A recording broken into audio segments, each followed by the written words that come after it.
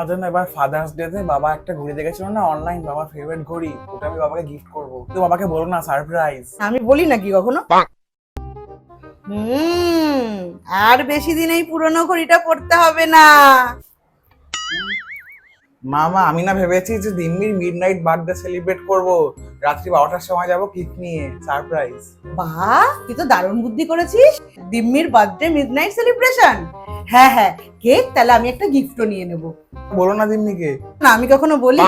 A few moments later. কি করছো মা? ও মা, এখনো কাজ করছো কেন? দুপুরে এখনো লাঞ্চ করনি?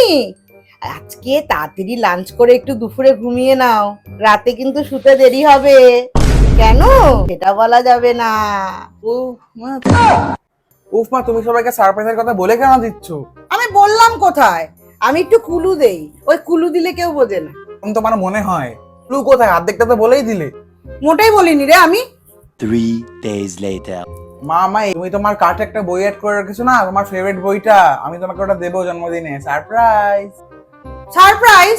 বলেই তো দিলি। এরকম করে কখনো সারপ্রাইজ হয় জন্মদিনে?